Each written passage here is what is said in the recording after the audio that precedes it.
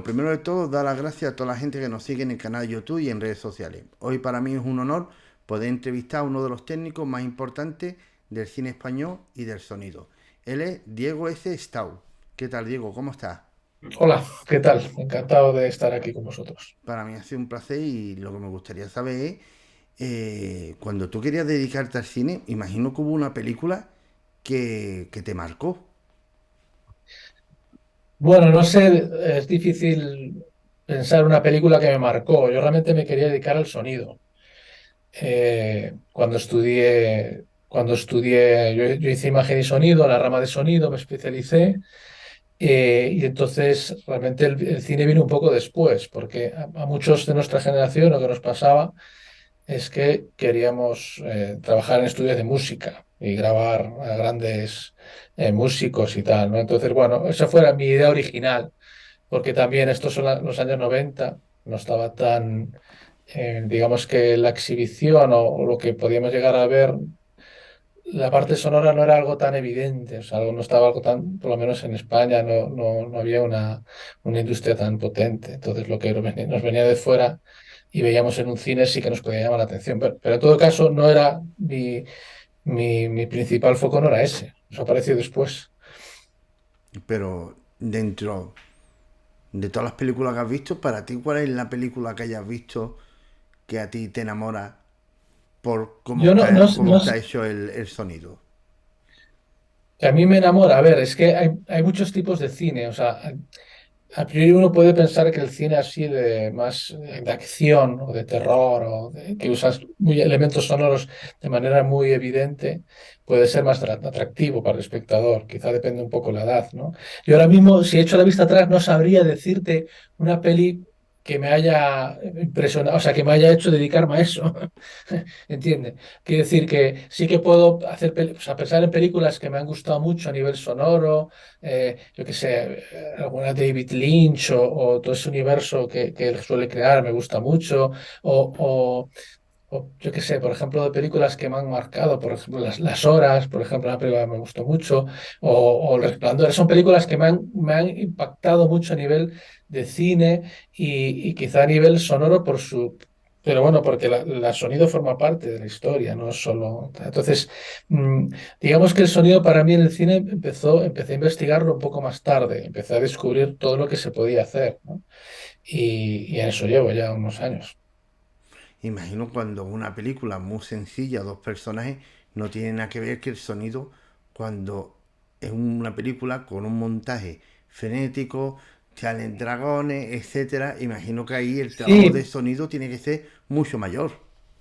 es mayor, pero es más evidente, quiero decir, el trabajo en películas de acción o de terror o tal, el sonido se hace evidente porque es un elemento narrativo que está aportando cierto impacto, ¿no? Es decir, una película de acción, hay explosiones, disparos y todo eso, pero por contra hay películas que a mí es el estilo de cine como que más me gusta, el cine más dramático, cine de personajes donde el sonido también cuenta mucho, aunque no es tan evidente para el espectador. Es decir, que nosotros a nivel sonoro podemos construir una ambientación, podemos decir mucho de manera un poco más sutil, ¿no? No ser tan evidentes.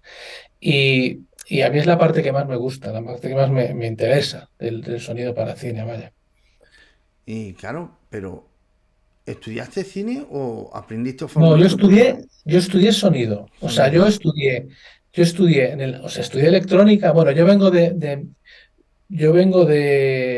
me crié yo creo que condicionó parte de mi vida. Mi padre fue músico y tenía una tienda de instrumentos musicales y vendían equipos de sonido también. Entonces, bueno, yo me crié ahí, quiero decir, porque aparte estaba cerca de mi colegio, entonces yo me pasaba muchas horas ahí, era mi pasión, tanto a nivel de la electrónica como la instalación de equipos y todo eso siempre fue mi pasión de una manera muy prematura. Entonces yo sabía de alguna manera que me quería dedicar a eso.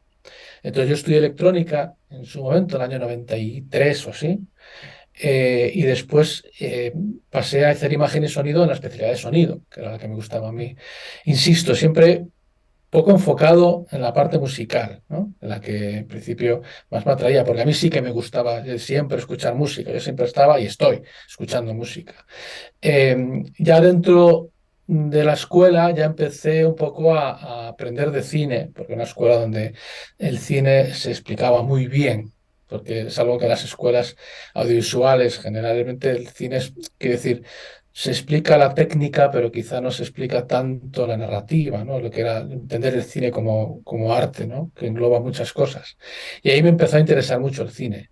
Y entonces yo hice prácticas, después de la escuela hice prácticas en un estudio de música, que ya no existe, en Vigo, que es donde soy yo, y poco después empecé a trabajar en un estudio que hacía doblaje al gallego, porque aquí tenemos un canal en Galicia propio, entonces hay mucho doblaje, había y hay, aún sigue estando, y ahí empecé a entrar en el mundo de la postproducción. Empecé haciendo postproducción para teleseries, ¿no? De la televisión de Galicia, y ahí sí que me empezó a atraer muchísimo, ¿no? Empecé a entender lo que era la narrativa sonora, qué se podía aportar con el sonido, ¿no?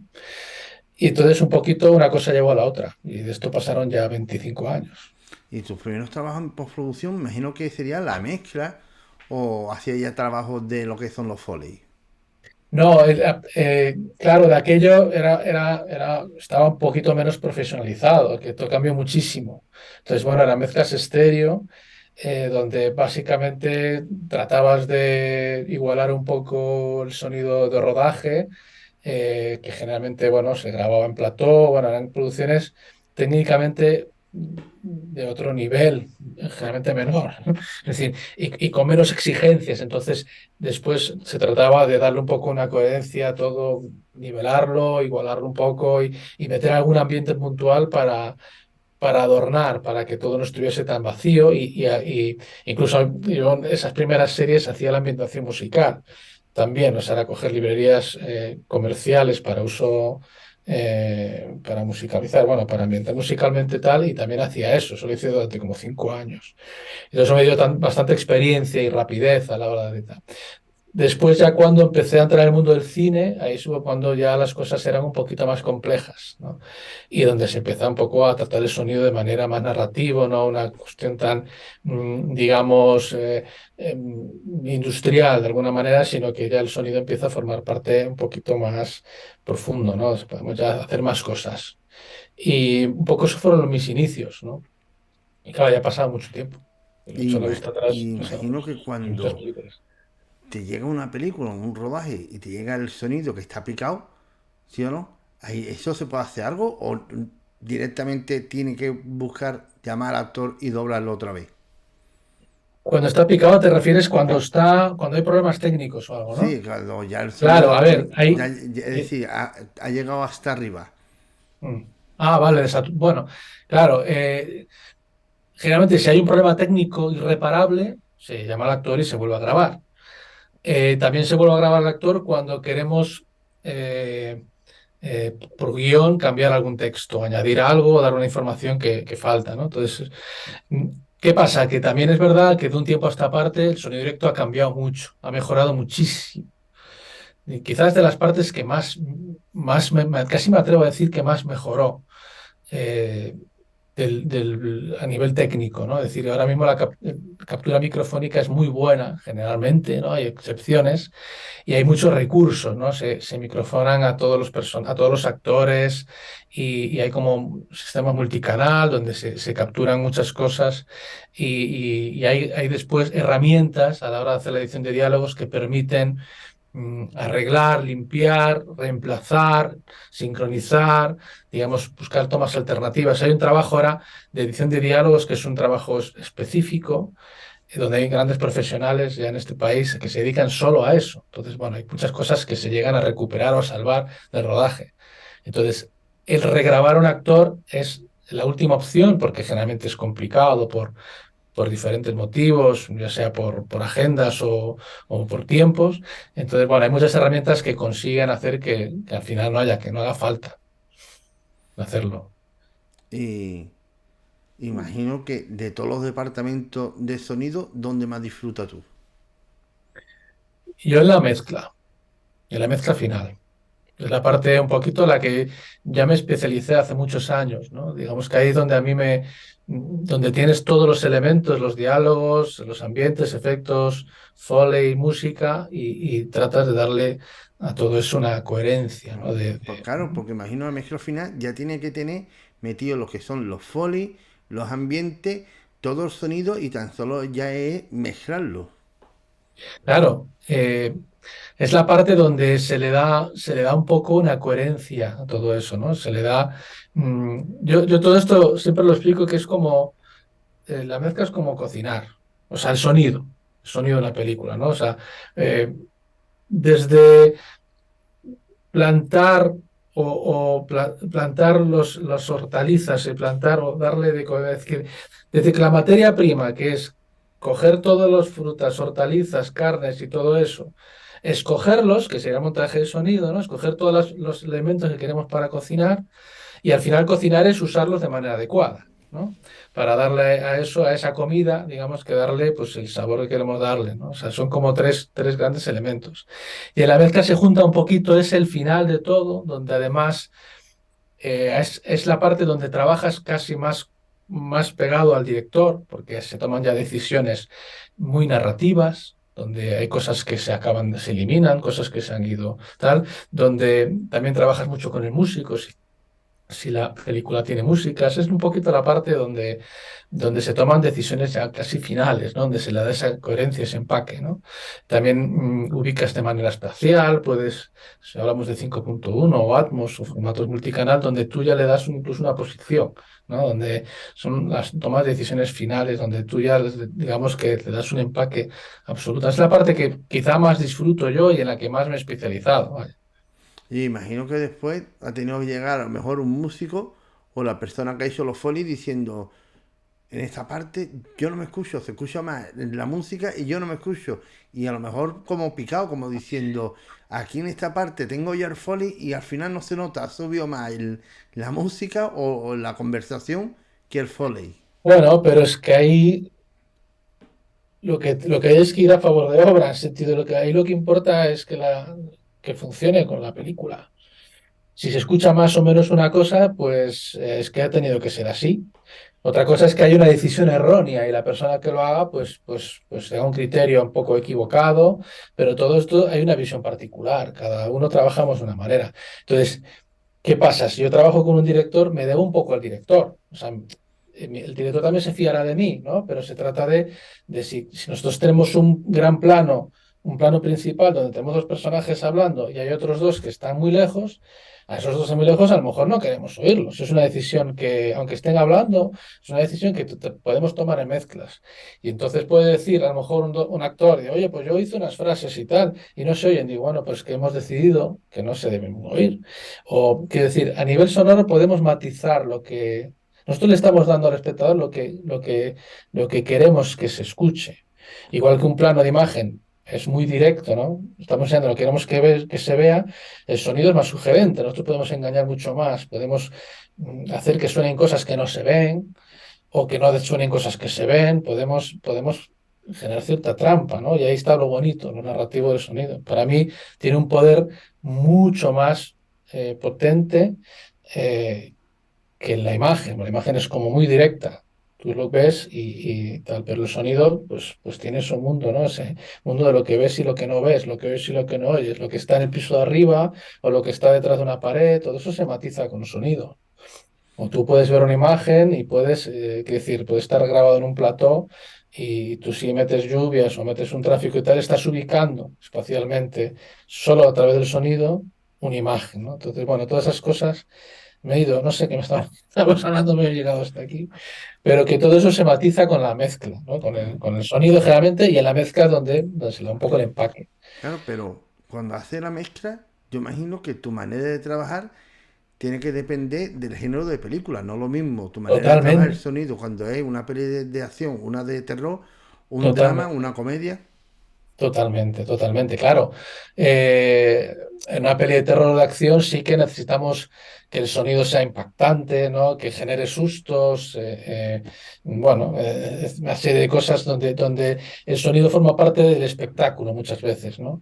En un drama o un tal, es importante que los diálogos se entiendan. Bueno, generalmente los diálogos se tienen que entender bien siempre. Si perdemos el diálogo, perdemos el hilo, ¿no? Conductor. Pero digamos que lo que te comentaba antes, ¿no? Una película más donde la historia de los personajes, por ejemplo, tiene más peso, la historia en sí, que todo lo que, todo lo que sonoramente tal. Quiere decir, tiene que haber también una coherencia, ¿no? Tiene que tal. Pero claro, evidentemente no es lo mismo una película de acción donde el sonido tiene que llegar, incluso en ciertos momentos puedes jugar a que moleste el propio sonido, ¿no? Por volumen o por que impacte de manera directa, ¿no? Que otras que el sonido tiene que acompañar, ¿no? Entonces es totalmente es distinto, pero igual que es distinta la música, igual que es distinto hasta el tratamiento de color de la propia imagen, ¿no? O sea, hay muchos elementos que depende a que estén dedicados a, pues lleva un punto u otro, ¿no? Yo creo que cada tipo de género como que tiene un código. Sí, totalmente, totalmente, es así, es así. Cada tipo de género tiene un código y bueno, y por eso, pero bueno, todo eso se establece siempre un poco desde el principio, ¿no? Ya sabes a qué película te enfrentas y generalmente, bueno, pues ya sabes, ya se estructura de una manera diferente, ¿no? Incluso hasta los tratamientos de los tiempos y todo, bueno. También es verdad que evidentemente no es lo mismo hacer una película de pocos personajes que hacer una película de muchos personajes y hay ciertas cosas, bueno, todo condiciona mucho, ¿no?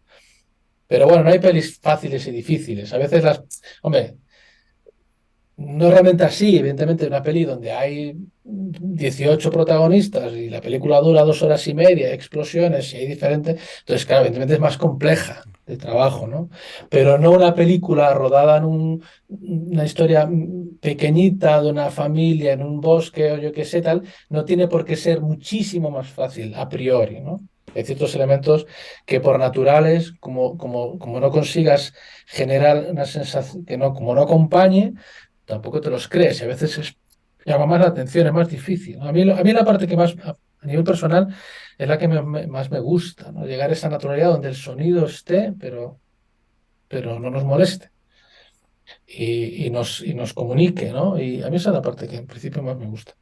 ¿Y qué película ha sido para ti el reto más grande a nivel profesional?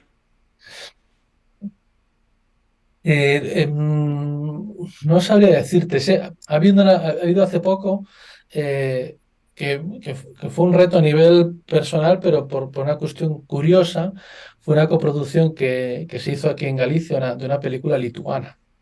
Entonces, claro, el reto aquí se planteaba por una cuestión ya del idioma, porque una película rodada en lituano. Entonces, claro, es un idioma demasiado distinto al nuestro, porque en inglés más o menos te puedes acostumbrar, pero el lituano era como, ¿no? Entonces se planteó así porque, bueno, era una coproducción lituana, española y sueca, donde la parte de sonido bueno, se había que hacer aquí en Galicia, ¿no? Entonces, a mí fue un proyecto muy bonito porque aparte de una película rodada en cine, en 35, bueno, ganó Sundance este año, mejor Hostia. directora. Sí, y una película muy bonita, preciosa. Y entonces ahí sí planteó un reto ya no tanto técnico, que también, porque claro, decías, ostras, como haya que hacer ADRs, ¿cómo hacemos? ¿Cómo hacemos una edición de diálogo no de un idioma que no entendemos nada, ¿no? Entonces ahí eso fue el reto más que nada de eso, del idioma básicamente. Y también una cuestión cultural, ¿no? Decir, bueno, es otro tipo social, o sea, otro tipo de entorno social y de cultura. Entonces, bueno, ahí lo que planteé yo al principio fue, bueno, me parece genial, me gustó la película, dije, "Bueno, yo creo que puede estar muy bien, pero vamos a hacer primero un planteamiento vamos a ver los diálogos. Para este, por ejemplo, trabajo mucho con Jorge Alarcón, que es un editor de diálogos que afincado en Madrid, que es muy bueno. Y lo comenté con él y me dijo, en principio no debería haber problemas. Si no tenemos problemas con los diálogos, los tratamos. Lo que sí, tenemos que tener un contacto muy directo con la directora, en este caso, para ir pasándole copias de trabajo. Es decir, ¿qué tal vamos aquí? Lo que te decía, el reto de la película en Lituania es que el idioma es totalmente distinto al nuestro. Entonces, bueno, eso plantea ya, en principio, miedo, porque dices, tú, ostras, a la hora de editar los diálogos, con Jorge Alarcón, el editor que trabaja con nosotros, ¿Cómo sabemos qué toma es buena? ¿Cómo podemos retomar una... O sea, ¿cómo podemos decir, bueno, vamos a buscar otra toma, pero a lo mejor no dice lo mismo porque, aunque parezca que es lo mismo, no es lo mismo, porque hay ciertas diferencias que nosotros no captamos. Entonces, ahí lo que hablé con la directora, porque primero hicimos una reunión vía Zoom para conocernos, para hablar de la película, y lo primero que le planteé a la directora, dije, vamos a hacer una edición de diálogos y te la mando y tú nos das lo que hay, ¿no? Lo que conforme está bien, no hay ninguna cosa que diga lo contrario que tenga que decir porque no entendemos, ¿no? La diferencia. Y entonces hicimos así y efectivamente se hizo primero el trabajo de diálogos, se le mandó. eh, y nos dio un feedback que estaba todo bien. Bueno, había un par de palabras que, por ejemplo, es curioso porque se colaban un par de palabras de las instrucciones de ella en el rodaje, ¿no? Que daba instrucciones a los actores y claro, entre que el timbre de voz era parecido y no entendíamos, claro, no dimos cuenta de que era una instrucción de rodaje. Entonces, ese tipo de cosas, de detalles que, que, que se solucionaron así. Y después fue bonito porque, claro, es una reconstrucción sonora de todo el entorno natural de la película, de las localizaciones, y ella después nos fue diciendo, ¿no? Pues no, yo aquí en esta calle me gustaría que hubiese, aquí hay trolebuses, por ejemplo, ¿no? O hay, claro, cosas que te va diciendo que tú no conoces, ¿no? Y fue un reto bonito por lo distinto del idioma y porque es trabajar al final, claro, no dije antes, pero era una copia yo pedí que nos mandasen una copia. Primero me leí el guión subtitulado, tú ya me te conoces la historia, y después la copia de imagen que nos mandan también era subtitulada al inglés, ¿no? Entonces, bueno, más o menos ya sabes perfectamente por dónde va, ¿no? Y entonces, después de hacer estos trabajos de edición de diálogos, una vez que estaba tal, yo le dije, bueno, vete, estaría bueno que tuviésemos una reunión aquí en el estudio, ya se vio una vez para ver la película juntos, marcar secuencia por secuencia un poco la estructura sonora de cada una de las localizaciones, bueno, de las secuencias de los tal, y después empezamos a trabajar y ya la segunda visita de ella ya fue para la mezcla final, donde incluso vino la músico sueca, también se incorporó y trabajamos conjuntamente para darle eso. Fue muy interesante porque además, bueno, aparte de que nos entendimos muy bien y una chica fantástica, la película funcionó muy bien, tiene críticas estupendas, se llama Slow y fue, ya te digo, fue como un proyecto que fue todo como muy fluido y funcionó todo muy bien, pero fue distinta quizá lo que hice nunca por el tema del idioma, que te condiciona mucho. Ya has hablado de los ADR. Los ADR es la edición de diálogo, creo. No, el ADR viene de Additional Dialogue Recording, ¿no? Que es como una grabación adicional de una regrabación, digamos que de las tomas de sonido directo. Vale. Claro, esos ADR es lo que te digo, generalmente son o por cuestiones técnicas y muchas veces por guión. Suele pasar mucho en las teleseries o las cosas que se rodan así un poquito más, que tienen que tener una estructura donde si hay ciertas cosas que no se acaban de entender, se van añadiendo, ¿no? Textos. También son ADR, forman parte de esos añadidos, ¿no? Y a nivel técnico forma parte de eso, pues es una toma que ha habido mucho ruido, un entorno súper ruidoso, que pasó, yo que sé, mil cosas que puedan suceder. Cada vez, gracias a Dios, se hacen menos ADRs porque cada vez se graba mejor y cada vez hay más herramientas que usamos en postproducción que nos ayudan a minimizar esos problemas y a solucionarlos. Porque normalmente ha sido Foley Misher. No, normalmente no, los últimos años sí. O sea, Exactamente, los últimos años, ¿vale? no, te cuento. ¿Qué es realmente? O sea, volviendo un poquito a mi historia, ¿no? Yo me Mm, introduzco en el rodaje, empiezo postproducción y mezcla para series de televisión. Y después eh, creo en un estudio que trabajaba antes. Empiezo en la mezcla de cine, montaje de cine, mezcla de cine, exploración para cine y después ya poco a poco me introduzco en el mundo del Foley.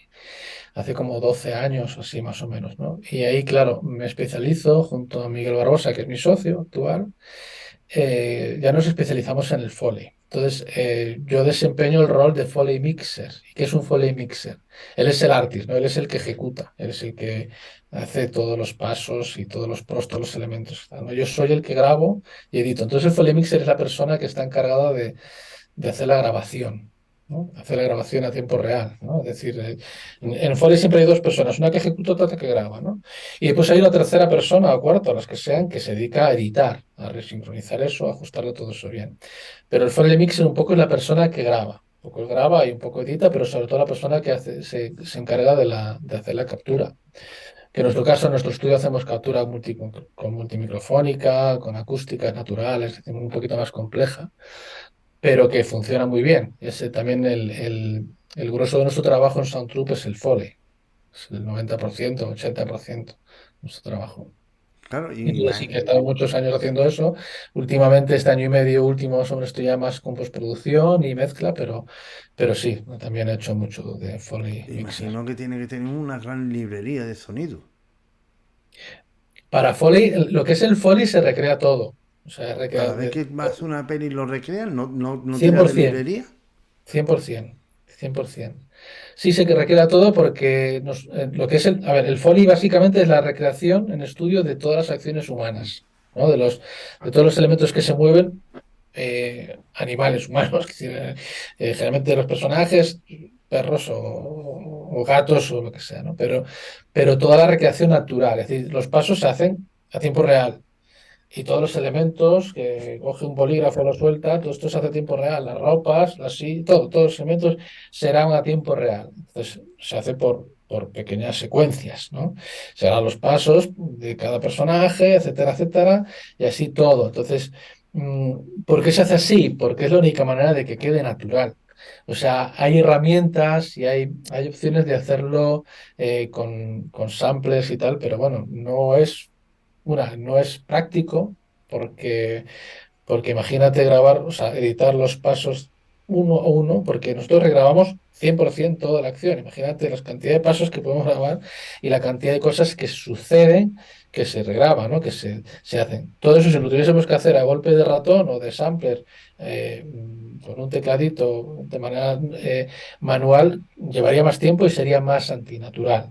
Porque al fin y al cabo el Foley Artist trata de recrear un poco lo que ha hecho el actor, el personaje, ¿no? Más bien, o sea, incluso su cadencia, su manera de andar, su manera de moverse, todo eso se recrea, se imita, ¿no? De alguna forma, porque eso no se captura en el sonido directo.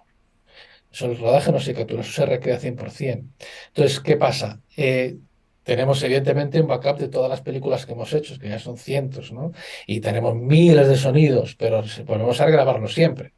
¿Qué no regrabamos a veces? Pues una rotura de un cristal, porque es algo que generalmente hace un follón tremendo en el estudio, una rotura de un plato. Hay ciertas cosas que a veces sí cogemos otras películas como base y a lo mejor le matizamos con algo mayor, es genuino de ese proyecto, pero hay ciertas cosas que sí tenemos como que usamos, ¿no? Pero generalmente el 99,9% de las cosas se regraban siempre. Mm. ¿Y cuál ha sido el foley más raro que has tenido que grabar? Más raro. Más raro no sé, el foley que tú digas, hostia, esto rodarlo costó trabajo de crear este Bueno, sonido. generalmente hay películas, sí, las películas, ahí sí que las películas de acción tienen mucho trabajo, porque hacen muchas cosas, básicamente, y porque suceden muchas cosas, y porque el Foley lleva mucho trabajo cuando hay muchos personajes, uno que entra, otro que sale, y siempre hay actividad, ¿no?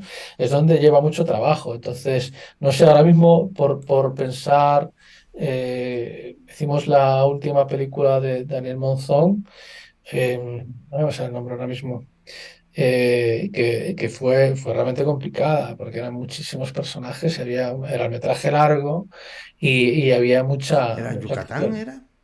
No, no. Es A que ver, perdón. Bueno, es que ahora mismo mi memoria a veces, espera que te digo ahora mismo, las leyes de la frontera. vale, ya sé cuál es. La frontera, sí. Esa la hicimos, y eso, claro, fueron como 5 semanas de Foley y realmente complicado. Ahora mismo estamos acabando la unidad, por ejemplo, serie que la hace Gabriel Gutiérrez, que creo que es uno de lo has tenido tú por ahí en la entrevista. Y claro, también son series con mucho movimiento, muchos actores que entran, que salen, mucha acción. Todo esto, como lo recreamos uno a uno, pues es complejo. Es complejo, lleva tiempo. ¿Y por qué es tan importante los códigos de tiempo en la postproducción? ¿A qué te refieres? El código de tiempo, porque cuando tú haces una película, tú tienes un código, el código del, ¿cómo se dice? El código de tiempo. Sí, sí, sí, Y normalmente pasa de que si llega un editor, un montador, y cambia el código de tiempo, ya directamente vas a tener que empezar otra vez crisis. de, ¿qué? Otra vez de Crisis. nuevo. A ver, el código de tiempo es nuestra guía de referencia, quiero decir. Date cuenta que en una postproducción de sonido a lo mejor trabajamos, como en el caso de las que hacemos aquí, trabajábamos 5 departamentos distintos o 4.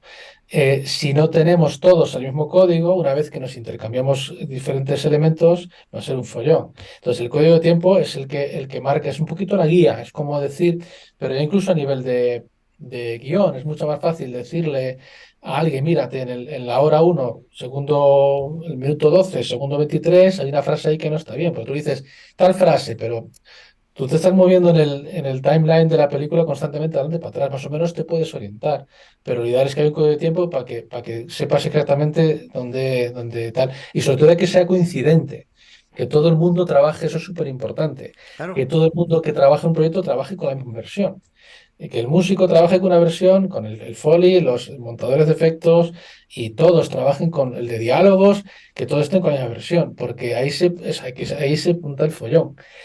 Porque después es fácil que tú, por ejemplo, hagas una premezcla y se la mandes a alguien y te diga, me gustó mucho, pero hay un ruido ahí en el tal código que no me gusta, va directamente, es como un contador, es como una guía donde vamos, el código de tiempos es fundamental, es como nuestra base. Es decir, con el momento que desaparece, estamos todos perdidos.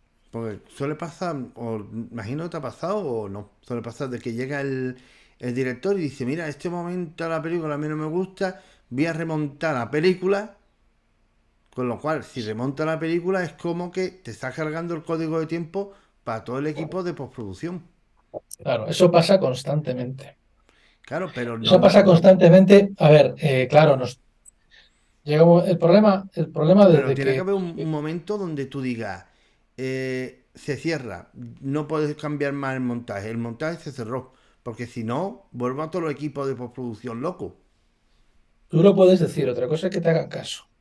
Pero bueno, evidentemente hay un momento en que se tiene que cerrar, porque es que si no, no avanzas.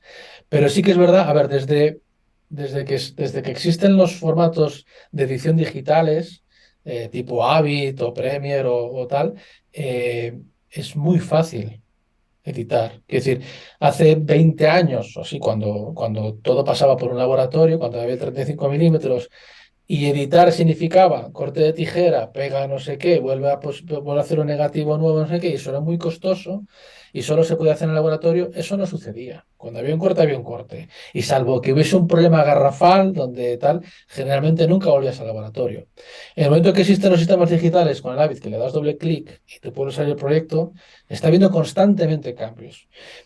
Porque, porque yo qué sé, al final es tan fácil hacerlo que generalmente pues entran dudas, ¿no? Y yo qué sé, lo ha visto alguien, resulta que lo vio el primo de no sé quién y me ha dicho una cosa y tiene verdad, es verdad, es que este plano no se entiende. Entonces, a ver, estoy exagerando, ¿no? Pero no es tanto así. Se suelen hacer muchísimas versiones de cada cosa. ¿Qué pasa? Que nosotros ya un poco en la parte de sonido, que llegamos un poco más al final, ya casi exigimos, oye, por favor, entregarnos ya una versión muy definitiva, porque si no es un follón, porque si tú imagínate que empiezas a montar, a editar sobre una versión que no es definitiva, después tienes que reconformar todo eso como súper laborioso, ¿no? Que hay herramientas que te ayudan, pero vamos, que es una pérdida de tiempo, ¿no? Entonces, generalmente pedimos que haya versiones ya bastante definitivas. Suele ser así, pero vamos, que los cambios, yo no recuerdo últimamente que no haya trabajado en una película que haya algún cambio. En procesos ya avanzados, ¿no? De repente, porque cambios desde los títulos de crédito, que nos falta un cartel, que no sé qué, hasta es que lo hemos visto en pantalla grande en el cine y hay un plano ahí horrible que nos llama, y y entonces pequeños cambios, pues, entonces bueno, pues suele ser, ese es nuestro día a día, pero bueno, Aunque yo creo tratamos que cuando era ¿Perdona? analógico, debía de haber menos cambios. Sí, claro. Y es A ver, más, había muchos. en España, cuando era analógico, yo he visto películas que directamente veo que, es que está tirada en plan de un plano, dos planos, y digo yo, parece que la han rodado así, porque no tiene película. Tiene menos Bueno, claro, película, es y que ahora con el estabas. digital veo una película y tú dices, Pero, sí, sí, pero estaba, a ver, las películas estaban condicionadas por el, ya el presupuesto te daba opción de tener más o menos metraje, o sea, más o menos película para rodar. Entonces tú tenías no sé cuántos metros y entonces decía, bueno, pues nos da para rodar X días, tal, no podemos hacer más planos porque no tenemos película, ¿no? Y tenemos que pensar muy bien el plano. Hay que iluminarlo muy bien. O sea que hoy en día, claro, ese límite ya no existe, no existe. Entonces, bueno, pues ruedas 28 planos. No existe, hay un espacio, hay un calendario, evidentemente, que tienes que cumplir. Pero es igual que cuando hacíamos, joder, cuando éramos nuestros chavales o ti, teníamos una cámara de fotos con 24 fotos, ¿no? Y las 24 había que pensarlas bien. Ahora tienes opción de hacer miles de fotos. mire, Y hacemos fotos. 24 fotos de una cosa, ¿no? Sin Sí, pensar. porque yo, vamos, lo que yo he visto que cuando se rodaba en 16 milímetros o 35 y tenía poca película, es que tenía que ir con un grado de concentración todo el equipo, porque era algunas veces en plan de toma única, tiene que salir bien. Claro, claro, claro. Y cosas que Sí, sí. ahora yo en rodaje lo veo y digo yo, no es lo mismo. Yo lo he visto y digo yo, he visto cómo es todo el mundo serio y ya, no pasa nada, se puede repetir. Y digo yo, esto antes no corría. No, no, para nada, para nada. Esto cambió radicalmente la forma de plantear el cine, de hacerlo. Vamos. A ver, lo otro también puede dejar un sufrimiento grande. Es decir, la cantidad de problemas que puede haber Tomás, que a lo mejor realmente estaban mal, y el hecho de plantear regrabarlas, y había un condicionante real, físico, de poder hacerlo, ¿no? Es decir, todo eso mejoró mucho y eso está bien, ¿no? Pero claro, trae en sí otras cosas como que quizá a veces se medita poco, ¿no? Por si acaso grabo 27 tomas, qué malo será que no me gusten dos. Y antes, bueno, pues decías, pues me grabo, solo puedo grabar tres tomas o cuatro, pues tienen que ser perfectas, ¿no? Bueno, todo eso cambió mucho. No sé, tiene sus pros y sus contras, evidentemente. Es más cómodo hoy en día. Ahora mismo tienes opción a volver atrás, a hacer undo muchas veces, ¿no? Antes no, antes era, pero ya a la hora de mezclar. Antes se mezclaba, había varios mezcladores a la vez porque no había automatizaciones, entonces tenían que un poquito que ensayar y ya todos a la vez, una vez que está, pues grabar la mezcla a tiempo real, ¿no? Y bueno, era una forma absolutamente diferente de trabajar. A mí eso no me tocó, tocó Y, casi, pero no así. y tengo una duda, ¿vale? Cuando está grabando el sonido y el sonido lo graba muy bajito, muy bajito, muy bajo, ¿hay una manera de solucionarlo o no? Bueno, hay que ver, sí, no, o sea, técnicamente tú lo puedes subir después, lo que tú quieras. Otra cosa es que, claro, Después si se has puede grabado escuchar muy con bajo, ruido. claro, subes el sonido que te interesa y subes el nivel de ruido. Por Pues eso. hay herramientas que te ayudan un poco a solucionar eso, a minimizar esos problemas de ruido, pero cada vez más potentes, ¿eh? Cada vez, claro, Pero yo me he visto alguna vez un problema así y digo, ¿esto cómo lo soluciono? bueno, lo mejor es grabarlo bien. Exactamente, eso es lo mejor. Eso es lo mejor, pero si no se graba bien, pues entonces, bueno, sí hay ciertas herramientas que te pueden ayudar. Pero el problema de esto a veces es que hay herramientas tan potentes que te permiten hacer cosas que un poco volvemos a lo de antes. Que como de alguna manera sabes que te van a ayudar, entonces a lo mejor hasta tienes menos cuidado grabando. Y dices, bueno, un poquito abajo ya lo subo, ¿no? Es decir que, pero bueno, que no debemos perder la calidad desde la base. Es decir, bueno, pues vamos a grabarlo bien, vamos a grabarlo con conciencia, vamos a buscar la dinámica, el mejor nivel, relación calidad-ruido, bueno, es decir, muchas cosas, ¿no? Entonces, pero bueno, si por circunstancias ha quedado muy bajo, pues herramientas para subirlos hay, están infinitos. Otra cosa es que sea después coherente. ¿Y quién es la persona que da el visto bueno a la postproducción de sonido? El director. El director. Vale. Entonces el A ver, director cuando es el responsable de que lo vea del visto bueno.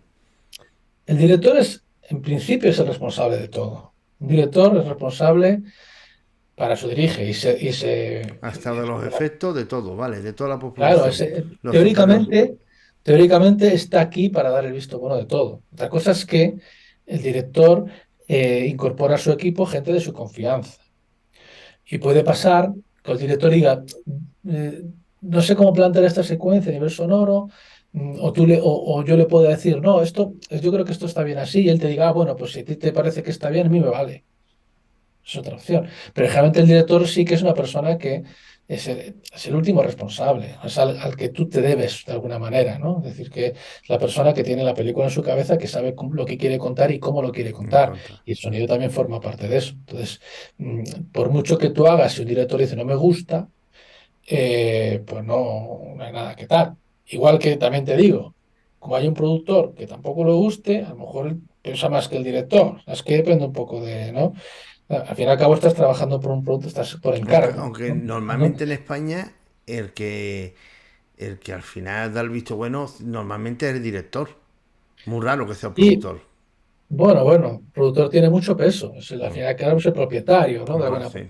bueno, el productor a su vez ha contratado a un director, ¿no? Exactamente. O el director ha encontrado un productor, quiero decir. Pero bueno, el productor es un poquito que si él no está ahí, la película no se hace. Entonces, de alguna Mm, manera es propietario. Entonces, evidentemente hay productores que se meten y que opinan, y hay productores que delegan. yeah. Y yo tengo un director del que me fío 100 y yo no entiendo de VFX, no entiendo de color, no entiendo de sonido, yo lo dejo a él. ¿Sí? Y hay otros productores que les gusta opinar de todo. Entonces, bueno, ahí es un poco una guerra. Ahí también depende qué tal se lleve el director y el productor. Hay muchas, pero nosotros, desde la parte sonora, nosotros un poquito nos debemos en principio al director. Y háblanos de tu empresa de postproducción. Esta. A ver. Pues, pues Soundtroop, nada, nosotros nos dedicamos al Foley y a la postproducción de sonido. Entonces estamos en Santiago de Compostela, somos 5. Esta empresa la fundamos Miguel Barbosa y yo, mi socio de toda la vida, un hermano ya.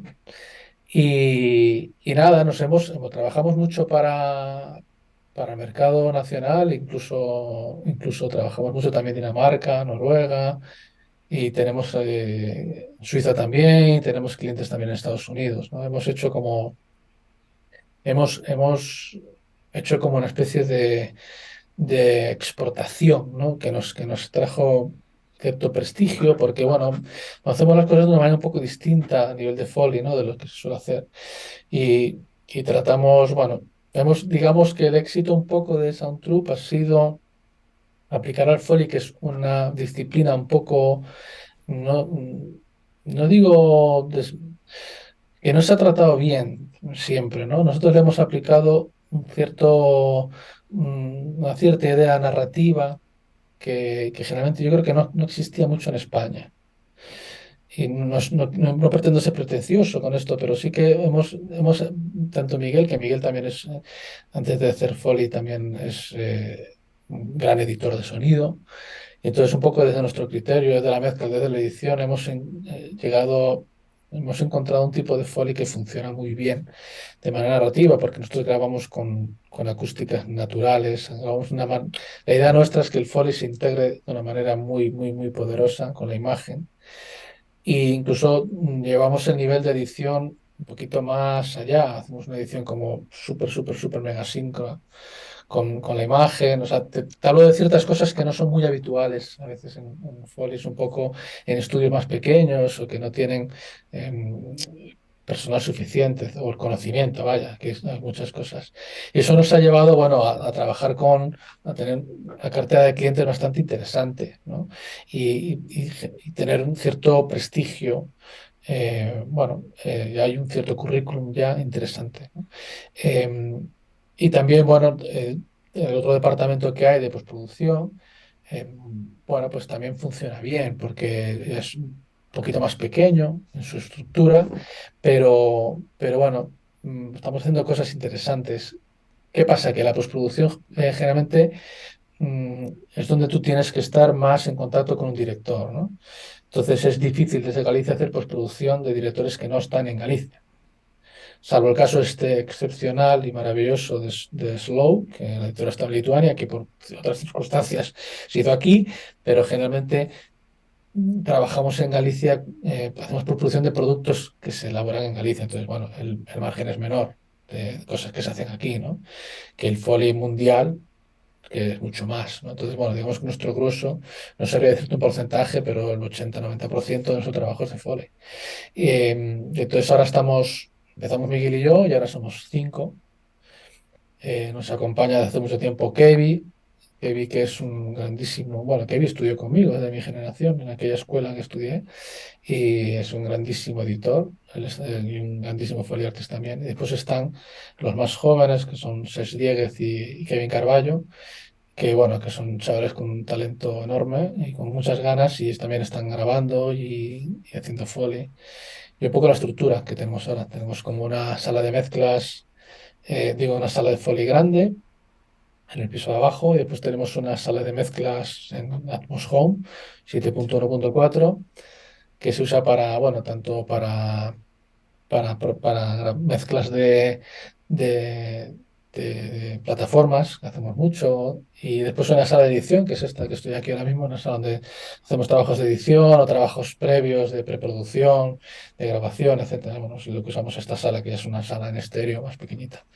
Pero claro, yo imagino que tendré que tener una gran trayectoria, no sé cuántas películas había hecho.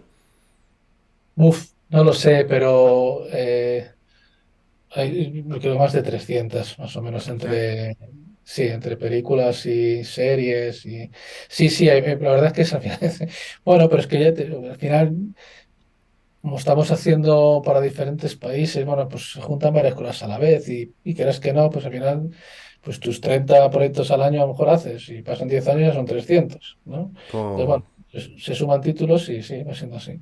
pues felicidades. Y otra cosa que has dicho, cuando te sale trabajo fuera, yo creo que esto es el buen trabajo, el boca a boca y más que nada conseguir lo que son, ahora me sale el nombre, conseguir lo que son clientes. Cuando consigues el Sí, pero cliente, el boca a boca y el trabajo bien hecho, que totalmente te doy la enhorabuena y muchas felicidades. gracias. No, así, a ver, sí que nos ha funcionado. eh, Como nos hemos especializado muy mucho, nos ha funcionado que nos han llegado clientes por parte de otros. O sea, no hemos hecho labor comercial, eso de hecho eso es curioso, ¿no? Decir, bueno, al principio Miguel y yo sí que hicimos algún viaje a Los Ángeles y hicimos alguna labor más intrusiva, ¿no? Pero ya llega un momento en que tienes una especie de red, ¿no? De ciertos clientes con los que trabajas constantemente, y que a su vez, pues de repente nos ha pasado mucho. Pues eso, nos escribe alguien, ¿no? Es que me ha recomendado tal persona y tal, ¿no? Y lo bueno que tiene el Folio es que trabajamos a distancia, con lo cual no hay límite más allá de la propia conexión de Internet, ¿no? Es decir, eso nos da, claro, eso ha sido un poco el gran éxito. Igual que la postproducción, sí que requieres estar más en contacto con gente, es difícil traer a un director a Galicia para hacer una postproducción a priori, es complicado, ¿no? Pero un Folio donde realmente es un encargo. Tú puedes trabajar para cualquier estudio del mundo. Ahora mismo no hay límites, es cuestión de minutos mandar y recibir archivos, ¿no? Entonces, bueno, eso Exactamente. evidentemente el abanico lo amplía. Y para terminar, ¿qué consejo le daría a un joven que se quiere dedicar al mundo del sonido dentro del cine? Bueno, pues que vea y que escuche mucho cine, que no se olvide, o sea, que lo que hablábamos un poco al principio, el sonido es mucho más allá de las explosiones y de toda esa, ¿no? Y es importante que, yo lo que he hecho un poco en falta es eso, que las generaciones jóvenes aprendan a escuchar. ¿Cuál es el problema de todo esto tan bonito, ¿no? Que muchas veces acaban en esto, ¿no? Al final se acaban viendo aquí muchas cosas. Quiero decir, mucho de nuestro trabajo multicanal de 250.000 pistas y no sé cuántos meses de trabajo se acaba viendo en dispositivos pues eso, aportan su 10% de todo lo que has hecho, porque de las frecuencias graves olvídate, y del ruido, es un poco la parte que más me frustra de esto, pero es una realidad y no podemos escapar a ella, ¿no? Es decir, pero la gente que se quiere, que quiere dedicarse a eso, pues adelante, adelante. No es, es un buen momento, creo yo, un momento de bastante explosión con las plataformas, todo esto, muchísima producción. No sé hasta cuándo será así, porque esto tiende a ser, a oscilar, ¿no? Pero si alguien se quiere dedicar a eso, adelante. Pero sobre todo que vea mucho cine, que escuche en condiciones cine e incluso que escuche el día a día. O sea, se trata de abrir los oídos y escuchar qué pasa en una calle o qué pasa, es decir, aprender a escuchar, ¿no? Y una vez que aprendes a escuchar, te das cuenta de que hay muchísimo que se puede contar. Y Aunque, pues eso. aunque yo creo que realmente una persona cuando quiere aprender lo que es mezcla y foley, la mejor manera es haciéndolo. También, claro, claro.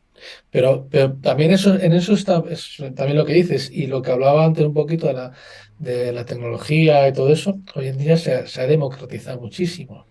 Es decir, hay softwares muy potentes y muy baratos que te dan opción a hacer lo que quieras. O sea, lo que quieras no, pero que te dan opción a llegar muy lejos. Entonces, está muy bien, eso está estupendo, porque la tecnología nunca estuvo tan al alcance de todo el mundo, prácticamente, ¿no? Es muy raro alguien que no tenga un ordenador o se pueda financiar un ordenador. Es decir, es bastante barato. Antes era muy caro. Mm. Entonces, eso hay que aprovechar eso. Darle el valor. Lo que pasa es que es todo tan accesible que pierde valor. Y es importante que esas generaciones más jóvenes, pues eso, lo que tú dices está muy bien, que cojan un programa de edición, que empiecen a añadir sonidos, que empiecen a añadir una música, que empiecen a investigar, ¿no? Eso está muy bien, eso está al alcance de cualquiera, que a poco interés que tengas, eso se puede hacer y eso hay que darle valor y tiene su importancia. Pues muchas gracias, Diego, por aceptar la invitación y ha Un sido gusto. para mí un placer haberte entrevistado y a poder hablar de sonido. No, gracias a ti por la iniciativa, muchas gracias.